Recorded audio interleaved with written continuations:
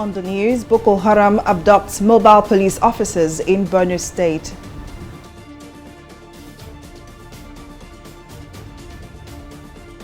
Federal government donates 200 operational vehicles to Nigeria police.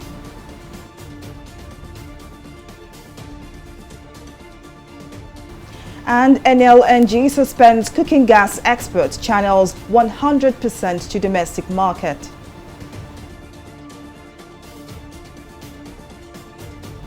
We're glad to have you join us to News Now. I am Folashade Ogurinde. There are unconfirmed reports that Boko Haram terrorists have attacked the police mobile force PMF training college in Nimaraka, Gwoza, Borno State. The attack is coming 7 days after the terrorists attempted to infiltrate the Nigerian army base in Gwoza, in which they were successfully repelled by men of the Nigerian army. According to reports, the insurgents attacked the college around 8 p.m. on Thursday, and some mobile policemen were subsequently reported to be missing. The training school is located 25 kilometers from Gwoza town. It is a border town between Borno and Madagali LGA of Adamawa State. We're concerned by the high rate of kidnappings and killings in Zamfara State. The national leader of the All Progressives Congress, APC, Bola Ahmed Tinubu, paid a courtesy visit to the governor and people of the state. While commiserating with the state governor over its challenges in battling the menace of bandits, the APC chieftain also donated the sum of 15 million naira to the families of victims of the recent killings in 2 local government areas in Zamfara State. Details in this report. In recent times, Zamfara State has been in the center of heightened banditry attacks. Within the first few weeks of January 2022, hundreds of people are reported to have been killed in the state. Concerned by this trend, the national leader of the All Progressives Congress, APC, Bola Ahmed Tinubu, paid a courtesy visit to the governor and the people of the state. It's important for me to commiserate and sympathize with the people who have continuously suffered bloodletting. I want to tell the people of Zamfara that no matter where we are, we stand with you. Tinubu was received in the government house, where he appealed to the people to unite against the bandits and not relent in praying for peace in the north and in Nigeria. We enjoy you in prayer always, whether we come here or not. The prayer for the entire country to be stable, for the entire country to stop this bloodletting. We've shed enough blood of Nigerians, and will continue. However, if they refuse to stop the carnage, we will not relent. We must work hard to eliminate them. The Zamfara State Governor Bello Metawale, while thanking the national leader for his kind gesture, cautioned against dissemination of fake news and exaggeration of casualties in the event of attacks. For the first time in more than a decade, the annual Fulani Festival of Sharu was held in Gusau in 2019. Unfortunately, this was a bad news for the self-serving politicians who are stuck in trade, is inciting violence and sowing discontent in our communities. This was evident in their media interviews and remarks at various events. We have also been committing enormous resources in the provisions of logistics and allowances for our security forces. We have essentially done everything within our powers to bring this sad chapter in the history of our dear state to a close. At least 58 people were killed last week when bandits raided some villages in Bukayam and Arika local government areas of the state. President Buhari had also sent his condolences and that of his government to the people of Zamfara State on what he described as the extremely unfortunate mass killings of innocent people by retreating bandits. Folashade Ogurinde, TV360 News. Well, still in the fight against insecurity, President Muhammadu Buhari on Thursday in Abuja commissioned over 200 Buffalo-branded operational vehicles and other security hardware. The equipment procured by the federal government through the Nigeria Police Trust Fund for the Nigeria Police is to aid policing in the country. Our correspondent Simi Saladigun has the details in this report. The intervention by the federal government is to all intents and purposes ideal in the wake of security upheavals in the country. The fight against crimes and criminality has seen the police and other security agencies hold their own against criminals across the country, but sustaining the operational tempo remains a cause for concern. The donation by the federal government, therefore, is seen as one giant stride towards the enthronement of lasting peace and security. Inaugurating the vehicles and other security hardware in Abuja, President Buhari, represented by the Minister of Police Affairs Maigari Dingyadi, described the provision of the equipment as part of the ongoing reformation of the Nigerian police force. I am convinced that the Inspector General of Police and his management team will commit officers and men of Nigerian police to reciprocate government efforts through judicious and effective use of these facilities for improvement of Nigerian security architecture, as government will not condone any act of abuse and malhandling of the facilities provided from very limited resources. In his remark, the Inspector General of Police Usman Alkali Baba pledged to work in concert with other stakeholders so as to deepen security and safety in the country. We will continue to partner with the Trust Fund and we will not relent in our rendering any form of assistance and support to ensure that the Nigeria Police Trust Fund maintains the momentum while achieving its laudable objectives to the satisfaction of Nigerians. Permit me, however, to note that the Trust Fund currently depends substantially on the revenue accruing from the Federation account for the implementation of its programs and activities. Hence, I call on all Nigerians, corporate bodies, multinational organizations to key into the goals of the Trust Fund to enable it accomplish its mission. On the choice of the Buffalo trucks, the Executive Secretary of the Nigerian Police Trust Fund, Aliyu Sokoto, explained that the trucks are rugged and able to move fast on various terrains. The choice of these Buffalo trucks are based on its ruggedness and ability to move fast in various geographical terrain, which include sandy, swampy soil, and rocky topography, among others. Aside from the 200 Buffalo trucks, also donated were 1,300 units of personal protective gear, COVID-19 protection kits, drugs, and medical equipment to the Nigerian police force. Simi Saladigun, TV360 News. The New Nigeria Network and the hashtag NSAS United Group have organized a conference to review developments regarding the state of the nation. In the conference held in Lagos on Thursday, organizers of the event, as well as the lead counsel to the hashtag NSAS protesters, Adesina Ogulano, called on the Lagos State Commissioner of Police, Akim Odumosu, to, as a matter of urgency, put an end to the persistent police brutality on residents. Due to the degenerating security situation in the country, the group also said the rise in insecurity is as a result of the rate of unemployed youths and called on the government to secure the lives and properties of residents. Police brutality continues unabated. With this undemocratic declaration of the Commissioner of Police of Lagos State, the basis of the brutality of citizens in Lagos State by various divisional police stations has become understandable. Added to this is the lawless activities of the Lagos State Task Force, who are now on rampage to arrest and detain Okada riders at will. They have resulted to the inhumane practice of pushing off Okada drivers and their passengers on motion. In their mind, that is the best way to effect arrest of an offending motorcyclist.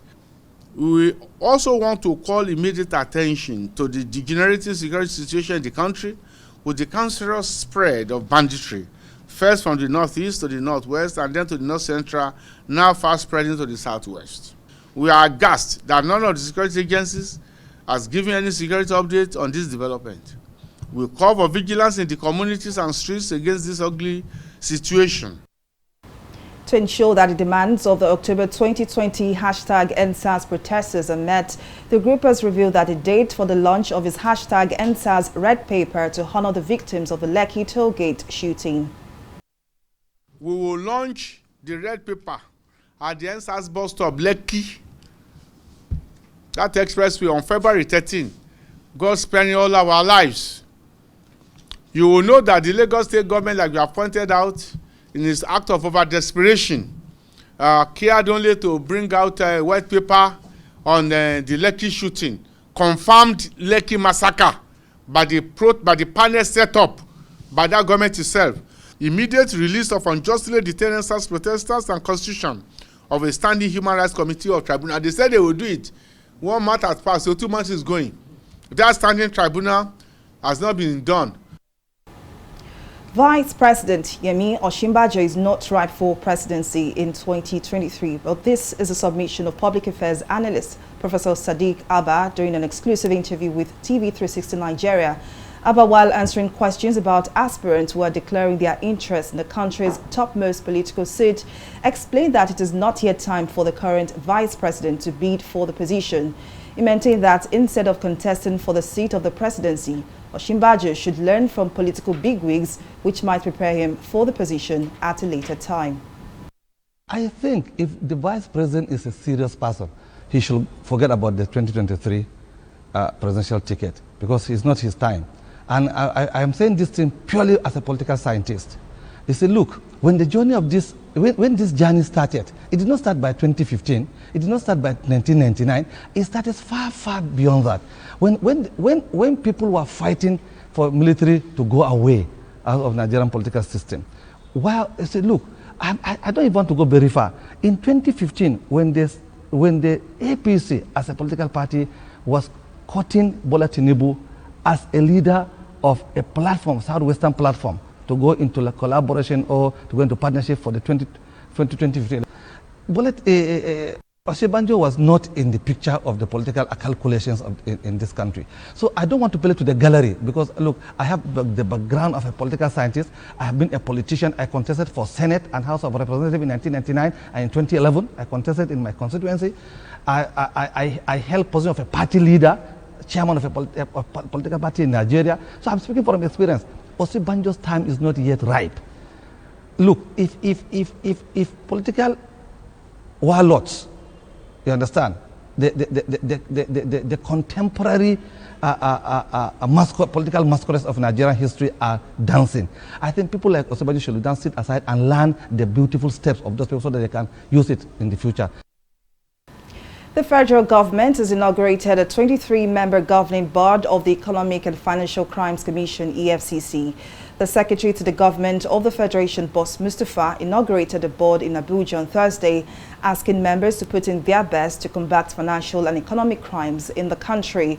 He congratulated the board members on their appointment and urged them to work towards policies that will help contribute significantly to the fight against corruption. Evolve ways and means of dealing with the sophistry that criminals have imbibed. It has created a doubt as to the sincerity of people doing business with us outside the shores of our country. So we must do everything. And you are the ones that are assigned the responsibility of creating a new image for Nigeria. You cannot be an agency that is supposed to pretend over the fight of corruption and to be found indulging in the same malice. The EFCC chairman, Abdurrashid Bawa, who is also the chairman of the board, noted that the commission had been without a board for 6 years, so-called to a series of events that warranted its non-existence. He said the board would help the EFCC spearhead the policy direction on the huge challenges it is currently facing in fighting crimes in the country. We had 98.54% success rate in court. But with the inauguration of this board, I believe, and the wealth of experience that all of us are bringing to the board, we'll be able to do better. For many years, the petroleum-rich Niger Delta region has been the center of international concern over pollution that has resulted in large-scale destruction of aquatic lives and damaged water bodies and farms. The constant high-velocity spillage of crude oil and high rates of illegal refineries in the South-South region has caused an extreme level of degradation to the environment. In this report, our correspondent Mary Kanu takes a look at the impact of environmental pollution in the South-South region. For 4 straight weeks between November and December 2021, about 2 million barrels of crude oil spilled freely into the Santa Barbara River in Nembe, Bayelsa State, triggering yet again one of the largest land and water pollution in the South-South region of the country. The Niger Delta region is highly devastated, and what is being seen and what is being done is only a very small part of what possibly will need to be done. Daily, I make contact with community members, I make contact with colleagues in the field, and I haven't heard. This afternoon, I spoke to a colleague in Bayelsa, and I'm not aware of any cleanup going on there. Due to the degraded conditions of oil and gas facilities, as well as vandalism by oil thieves, the Niger Delta region has suffered debilitating effects of environmental pollution for decades. Despite the federal government's promise to launch a cleanup exercise in the region, the situation has remained the same. There is a high disease burden arising from the effects and the impact of the soot in the lives of people. Now, if we are suffering this kind of soot, where are the medical facilities that should help the ordinary Nigerian to be able to address this matter? Like their counterparts in Bayelsa State, residents of Port Harcourt, also in the South-South, have had to deal with hydrocarbon pollution for over 8 years, which has affected the health and well-being of residents. Some experts have been able to establish the fact that lung-related illnesses have increased from 2016 up until today that this black tooth reported. Not satisfied by the federal government's response to the issues bedeviling the area, the Rivers State Governor Nyesom Wike has launched an operation to shut down oil bunkering and illegal crude oil refining sites in the state. We must confront this. We must confront it. If not, our people cannot die. Even you are not safe. You are right, sir. You are not safe. Cancer, this and that and that. Look at how every day in your house, look at how black the suit. I mean, how can we allow that? So this one we can solve it. And I can assure the people of the Rivers State, we will fight this matter. I will fight it to the last. In December 2021, the Nigerian Upstream Regulatory Petroleum Commission revealed that Nigeria recorded a huge deficit of almost 200 million barrels in the year, as the country was expected to pump approximately 635 million barrels of oil, but it struggled to produce only 441 million barrels in the period as a result of crude oil theft, oil bunkering and spillages, which has been on the rise in the country. Mary Kanu, TV360, Nigeria. I will take a break here, but still to come, Ethiopia asks WHO to investigate body's chief. For details of this story and more right after this break.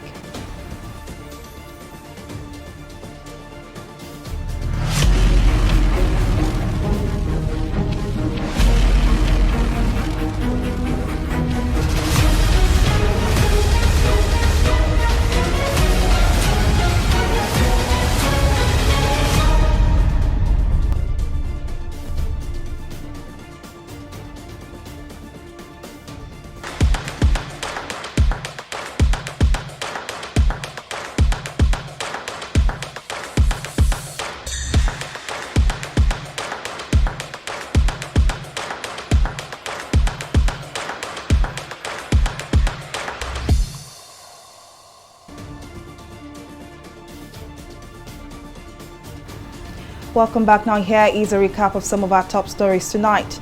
There are unconfirmed reports that Boko Haram terrorists have attacked the police mobile force PMF Training College in Limakara, Goza, Borno State. The attack is coming 7 days after the terrorists attempted to infiltrate the Nigerian army base in Goza, in which they were successfully repelled by men of the Nigerian army. We also told you that President Muhammadu Buhari on Thursday in Abuja commissioned over 200 Buffalo-branded operational vehicles and other security hardware. The equipment procured by the federal government through the Nigeria Police Trust Fund is for the Nigerian police and to aid policing in the country. But in case you miss any of our news bulletin or for more updates, do log on to our website on www.tv360nigeria.com. You can also follow us on our social media platforms on Twitter, Instagram, YouTube and Google Plus at TV360 Nigeria. On Facebook, we are TV360 Online.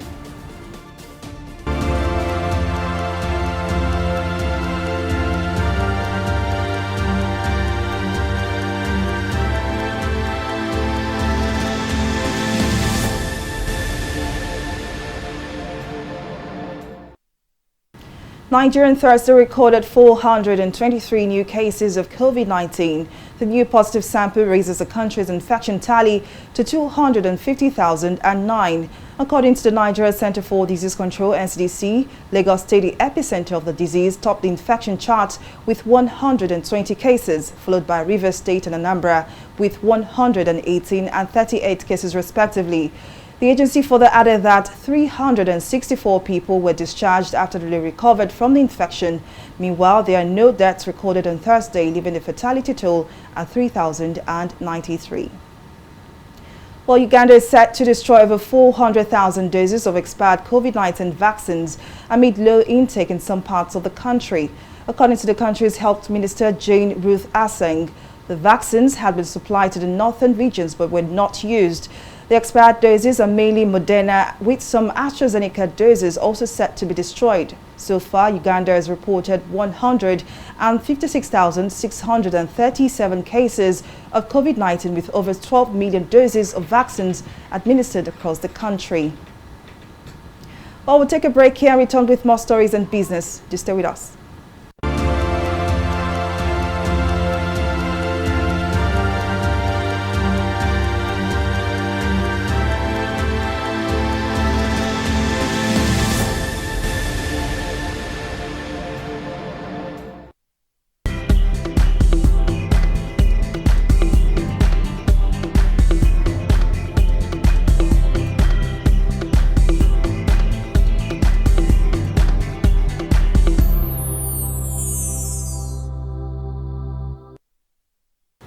Well, up next is business news and stock market review with Mary Kanu. Over to you, Mary.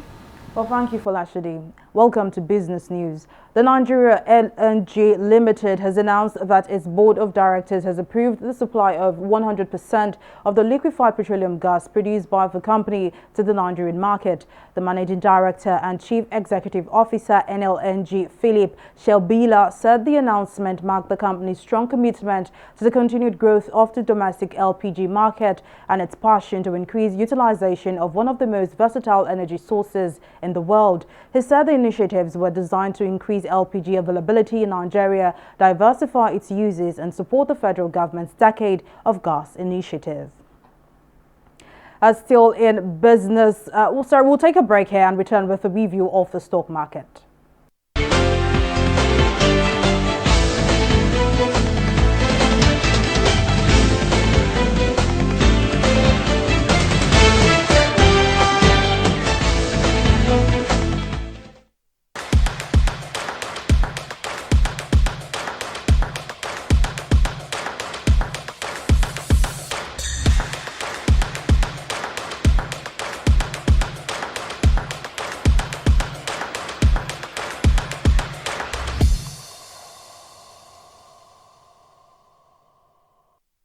And now in stock, the local stock market displayed its dynamism at the close of today's trading session as its year-to-date gains remained about 4% despite recording a slight drop in performance. Now just about 81 billion naira is knocked off from the market's total value, which translates to a 0.34% decline of the all-share index. Now with investors still switching to profit-taking, the loss recorded today is attributed to some key financial services and industrial goods sector components such as Sunu Assurances and Qtix PLC. Now the overall activity at the NGX closed higher with 405 million units of shares traded in 3,880 deals. Meanwhile, our top gainers list has Fitsin and J Berger top the chart, and this shows that investors are still keen on the equities listed on the exchange. While today's trading session may have closed in the reds, but investors are hopeful for a rebound in the next trading week. Now to some selected global stocks. Now in the same vein, the FTSE, Dow Jones and Nikkei are all trading in the reds over concerns about the impact of the Omicron coronavirus variant. The FTSE is currently trading at 0.19%, Dow Jones is trading at 0.67%, while Asia's Nikkei is trading at 1.28%. Well, that's all on today's review of the stock market. Folashade, over to you. Well, many thanks, Mary, for that update. Now on the foreign scene, Ethiopia's government has asked the World Health Organization, WHO, to investigate the head of the agency, Tedros Ghebreyesus, for interfering in the internal affairs of the country. It also warned that Tedros could threaten the integrity of the health body. Just this week, the WHO boss described living conditions in war-hit Tigray as hell and accused the government of preventing vital medicine entering the region. Meanwhile, the government has accused its opposition, the Tigray rebels, of blocking aid. Well, up next is Entertainment Report.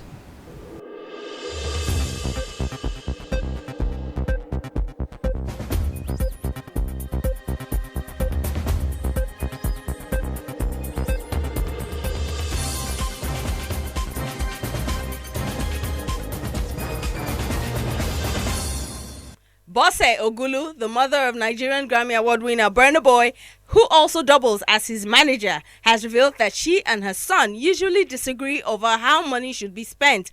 The singer's mother, in a recent interview on CNN, noted that she and her son, Damini Ogulu, do not have similar thoughts when it comes to money. The mom major then revealed that she has, however, learned that her answer shouldn't always be no. Rather, they'd found a way to make things look like what Burna Boy wants without having to spend much money. British-Nigerian gospel singer Muyiwa Olanrewaju has been conferred Officer of the Order of the British Empire in the Queen's Birthday Honours List of 2020. Olanrewaju took to his Instagram page on Friday to share pictures of the investiture ceremony held at Windsor Castle. Olanrewaju, who has been a BBC One talent show judge and radio host, is popular on the gospel music genre globally for mixing traditional gospel music with elements from Africa, the Caribbean and Asia with soul, R&B and pop. The music star joins the list of several Nigerians who have been honored with the prestigious award. And that's all there is on the entertainment segment of News Now.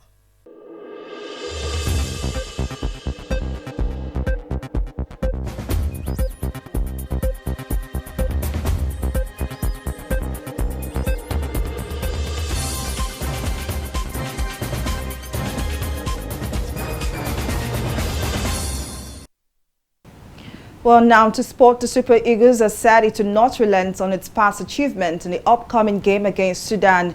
This is according to the team's interim coach, Austin Eguavoin, while speaking to newsmen ahead of his team's second AFCON 2021 Group D clash against Sudan on Saturday. Eguavoin said although the victory will not come easy, he maintained that the Eagles are prepared to face Sudan and they will play with the same vigor they played Egypt in the previous match. We all know what it means to win the next game. It's not going to come easy. I think the sooner the better for everyone. Like yesterday, Cameroon sailed through when they won, so they secured their 16th round of place. So we'll try as much as possible to follow suit. It's not going to be easy, like I said, but that is our mission. We will approach them with the same way we did against Egypt. And they're a respected side. They are not a weak side at all. We'll play them with utmost respect. Egypt is one of the big team, of course, but I think there is no smaller team in Africa. We take every game step by step. It's too rush for now to tell you that we are going to win it. Of course, we can, but we have to start from Sudan. And that's the size of our news bulletin. Many thanks for watching. I am Fola Shadi, or Green Day. Bye for now.